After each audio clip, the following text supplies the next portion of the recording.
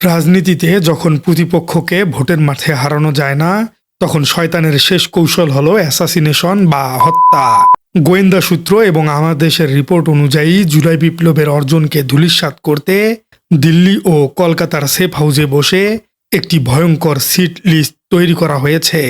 যেই তালিকার শীর্ষে আছেন বিপ্লবের পোস্টার বয় নাহিদ ইসলাম, নাসিরউদ্দিন পাটোয়ারি সহ ফ্রন্টলাইনের তরুণ নেতারা। এই তরুণ নেতারা আসলে কোনো সাধারণ দলের নেতা নন, এরা একটি আবেগ বা ইমোশনের নাম। এদের কাউকে যদি হত্যা করা যায়, তবে বাংলাদেশের এমন আগুন জ্বলবে যা নেভানোর ক্ষমতা কোনো সরকারের থাকবে না।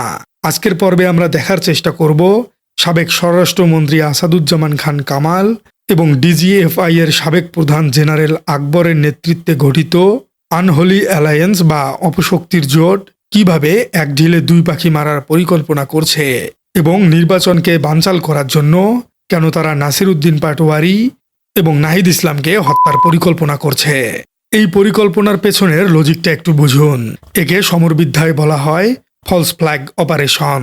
দিল্লিতে বসে থাকা মাস্টারমাইন্ডরা জানে, যদি নাহিদ ইসলাম বা অন্য কোনো সমন্বয়ককে শেষ করে দেয়া হয়, তবে সাধারণ ছাত্র জনতা তাৎক্ষণিকভাবে রাস্তায় নেমে আসবে এবং তখন মিডিয়া ও প্রোপাগান্ডা মেশিন দিয়ে প্রচার করা হবে যে এটা ক্ষমতার লোভে বিএনপি বা জামাত এমনটি করেছে।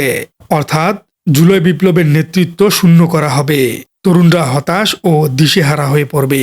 এরপর এই হত্যার দায় বিরোধী রাজনৈতিক দলগুলোর উপর চাপিয়ে দিয়ে দেশে একটি গৃহযুদ্ধ বা সিভিল ওয়ার পরিস্থিতি তৈরি করা হবে।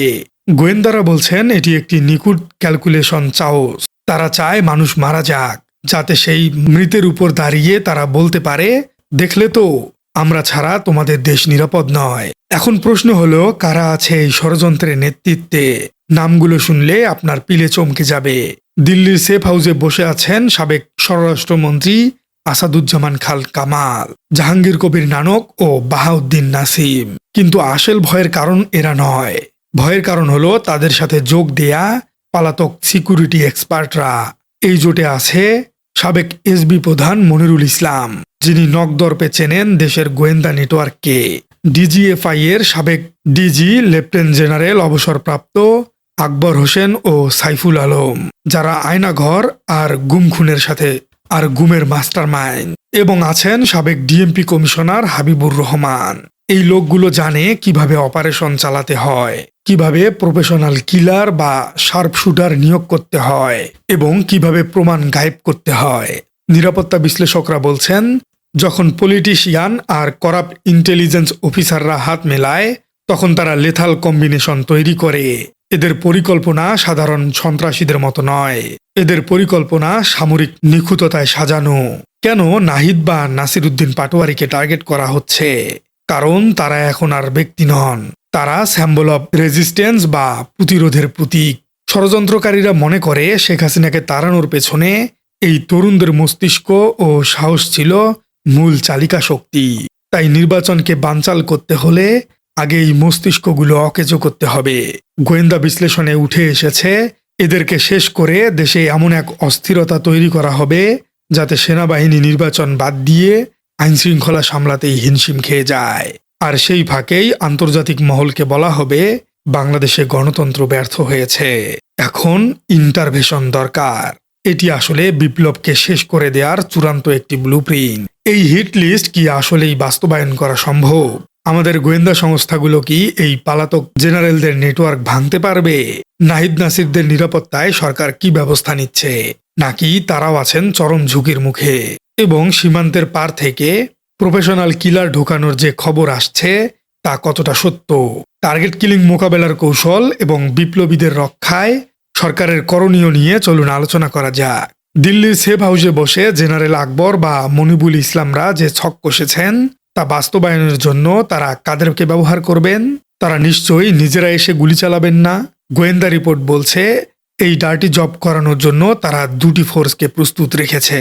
প্রথমটি হলো সীমান্তের ওপার থেকে অনুপ্রবেশকারী অর্থাৎ প্রফেশনাল হিট স্কোয়াড, এবং দ্বিতীয়টি হলো দেশের ভেতরে ঘাপটি মেরে থাকা ব্রেইন ওয়াশড স্লিপার সেল, যেমন সেই 103 জন নিখোঁজ জিএমবি সদস্য।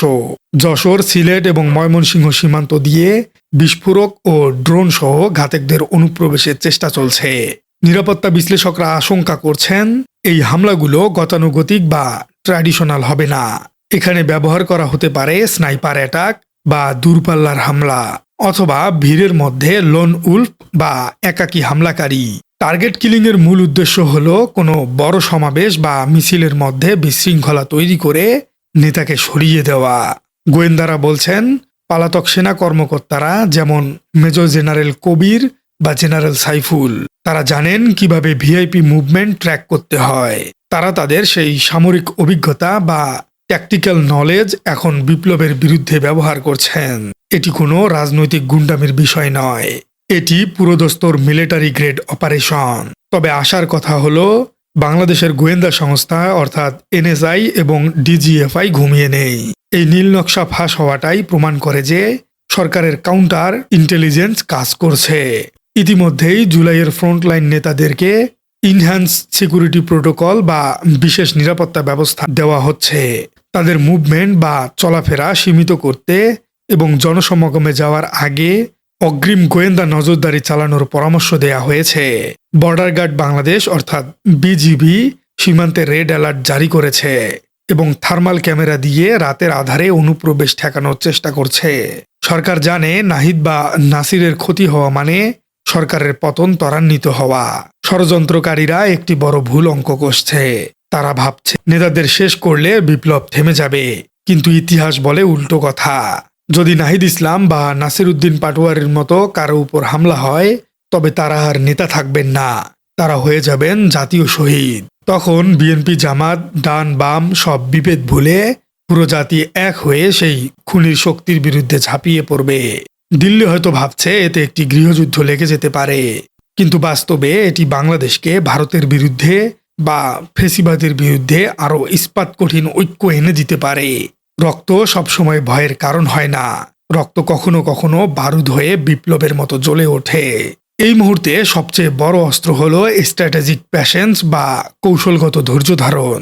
গোয়েন্দারা নেতাদের পরামর্শ দিয়েছেন উস্কানিমূলক বক্তব্য বা ঝুঁকিপূর্ণ কর্মসূচি এড়িয়ে চলতে, কারণ শত্রু ওত পেতে আছে শুধুমাত্র একটি ভুলের জন্য।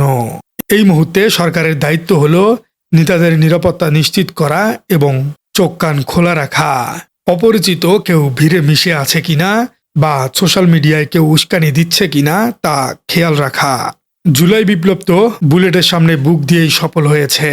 এখন পলাতক স্বৈরাচার আর তাদের বিদেশি প্রভুরা সেই পুরনো বুলেটেরই ভয় দেখাচ্ছে, কিন্তু তারা ভুলে গেছে যারা মৃত্যু ভয়কে জয় করেছে তাদের হত্যা করে থামানো যায় না। দিল্লির সেফ হাউজের ওই ব্লুপ্রিন্ট কি বাংলাদেশের অলিগলির প্রতিরোধের কাছে টিকবে? সময় হয়তো বলে দেবে সবকিছু। তবে এতটুকু নিশ্চিত, বিপ্লবীরা প্রস্তুত, জনতা প্রস্তুত। প্রিয় দর্শক, আপনার কি মনে হয় পলাতক এই নেতাদের ষড়যন্ত্র কি শেষ পর্যন্ত সফল হবে নাকি বুমেরাং হবে? কমেন্টে জানিয়ে দিন আপনার মূল্যবান মতামত। আর আপনার রাজনীতি চ্যানেলে নতুন হয়ে থাকলে চ্যানেলটি সাবস্ক্রাইব করার অনুরোধ থাকলো। দেখা হচ্ছে পরবর্তী কোনো ভিডিওতে। লাথি মারছে মসজিদের গিয়ে পুলিশ তার